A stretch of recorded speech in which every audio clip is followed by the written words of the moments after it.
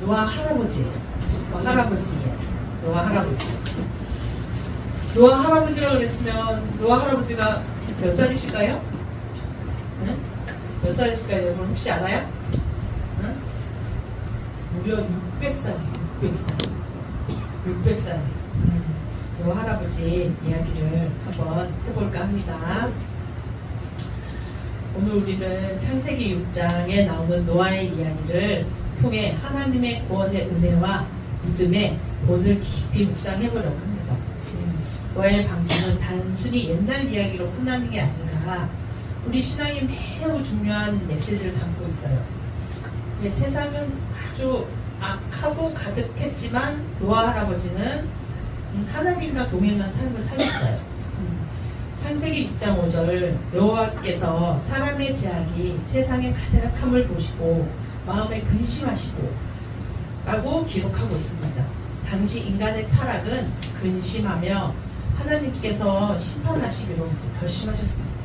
세상은 죄로 인해 하나님과 멀어지고 혼란의 악을 가득 차 있었습니다. 왜 혼란했을까요? 하나님과 같이 예배드리고 이런 걸 안 했다는 얘기예요. 그 사람들이 막 도둑질하고 막 이런 게 아니라 하나님과 같이 함께 안 하면 이렇게 악할 수밖에 없는 거예요, 사람은. 그러니까 아마 그때가 이렇게 혼란하지 않았을까, 그렇게 그런 것 같아요, 보니까. 그래서 그 가운데 노아는 의인이요 완전한 자라고 했어요. 하나님의 동행한 자로 소개되고 있는, 이게 단순한 도덕적인 사람이 아니라 하나님과 깊은 관계를 맺으며 그분의 뜻을 따라 살아가는 사람으로 의미합니다. 노아는 우리도 살아가는 시대에서 혼란스럽고 도덕적으로 무너지는 가운데 노아처럼 하나님과 동행하는 삶을 살았으면 합니다.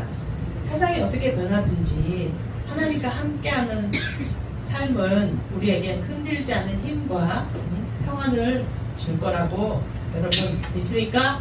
네. 네, 하나님 명령에 순종하여서 방주를 준 노아 할아버지는 구체적인 명령을 주셨어요. 하나님이. 어떻게 줬냐면 방주를 지어라! 이러신 거예요. 명령하신 거예요. 이게 단순한 이 가업이 아니라 노아는 하나님의 음성을 전적으로 순종하는 믿음으로 실천하였으면서 방주의 크기는 큐빗이라고 해요. 300큐빗 막 이렇게잖아요. 근데 선생님 찾아보니까 길이가 137m예요. 대충. 그 다음에 폭이 23m. 그 다음에 높이가 13.7m. 13.7m. 이렇게 보니까, 선생님 생각해보니까 그 노아의 방주가 대충 보면 요즘 왜 크루즈 여행 많이 가죠. 약간 크루즈 그 배같이 크지 않았을까 하는 생각이 들어요. 이게 사람은 몇 명 안 들어가도 이 동물, 새, 각종 기는 짐승과 새와, 그러니까 그 호흡하는 모든 짐승을 이렇게 데려간다고 그러잖아요. 한 쌍씩. 그러니까 얼마나 많이 이게 필요해야 돼요. 이게 한도 필요하고 그런 크기 정도가 아니었을까. 그리고 대과학적이라고 해요. 보면 역청을 바른다고 했잖아요. 보면. 근데 그게 석유에서 꺼내서 살짝 말려가지고 이렇게 벽돌 사이에 이렇게 바르는 거래요, 역청이. 그래서 지금 보면 그게 확 안 와닿는데 우리 아스팔트 가다가 보면 까는 거 있잖아요. 그런 거래요, 그 석유가. 그래서 되게 과학적이라고 하더라고요, 보니까. 그래서 노아 할아버지는 몇 년간? 120년간 방주를 지었습니다. 그 긴 시간 동안에 많은 사람들이 노아를 비웃고 조롱했을 것입니다. 아유, 저 뭐 하는 거예요, 저. 이러면서, 아유, 누군데? 그 노아라는 사람인데, 맨날 저 산에 가가지고 저 나무를 하고, 그리고 저걸 그냥 뚱땅뚱땅 저러고 있어. 아유, 저 몇 년이야, 몇 년? 이러면서 뭐라고 했을 거예요. 그 노아, 막 이러면서, 야, 놀러 가자. 야, 오늘 낚시하러 가자. 야, 고기 구워 먹으러 가자. 이랬을 거 아니야. 그 노아의 그 시대 때는. 그러니까 되게 풍족했었나 봐요. 그 사는 게. 풍족하고 아무 근심 없었으니까 하나님을 찾지 않았겠죠. 이 사람들이. 그래서 그 노아 할아버지를 되게 한심하게 보고, 응? 그랬어요. 그럼에도 노아는 하나님의 말씀을 흔들리지 않고 순종했어요. 여기서 우리는 중요한 신앙의 교훈을 보는 거예요. 믿음은 단순히 마음으로 믿는 것으로 넘어 행동으로 순종할 때 완성하게 됩니다. 아멘. 세상의 시선이 어려움에 굴하지 않고 하나님의 뜻을 따라 쓸 때 하나님은 그 순종을 통해 구원의 역사를 이루시는 겁니다. 그래서 마침내 하나님께서 홍수를 보내시고 세상에 물을 잠겼어요. 그 홍수는 하나님의 공의로운 심판이었습니다. 하지만 노아와 그의 가족은 방주 안에서 안전하게 보호받았습니다. 여기서 문제, 말씀에도 있어요. 네? 근데 그 노아의 그러니까 그 방주에는 사람이 몇 명 들어갔을까요? 몇 명 들어갔어? 아는 사람?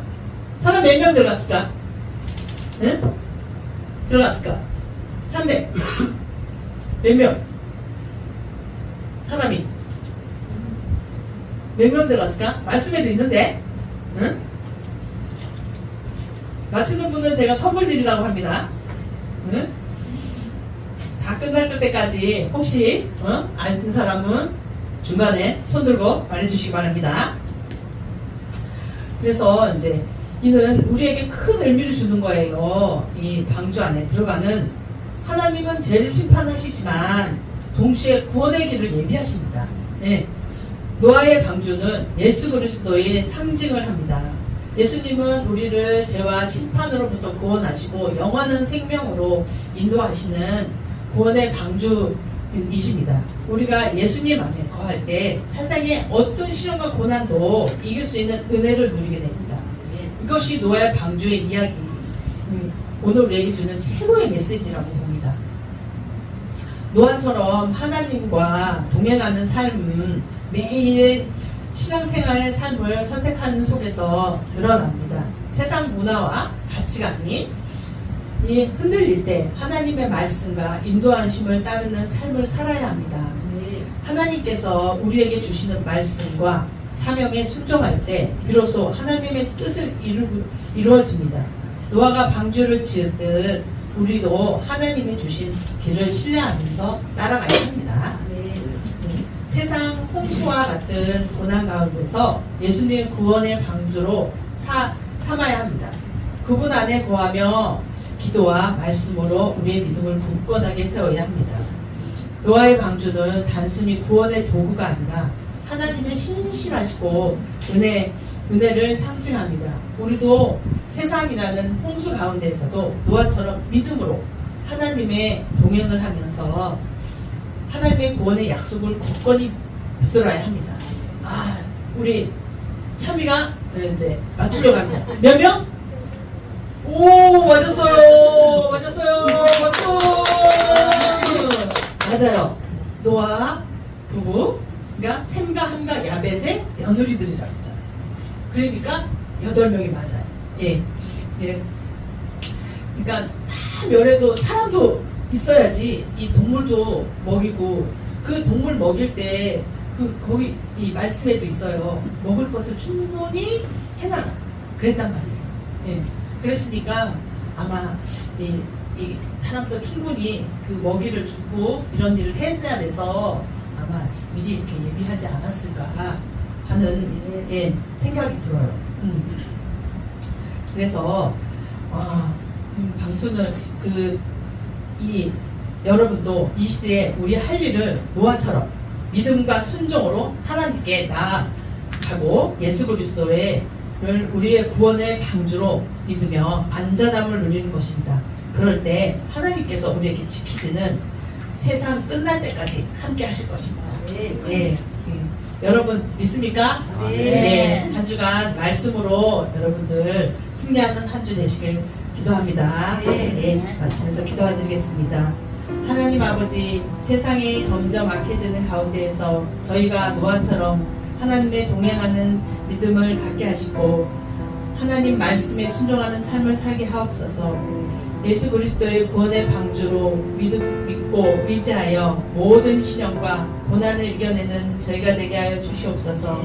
예수님 이름으로 감사히 기도 올려옵나이다. 아멘. 아멘.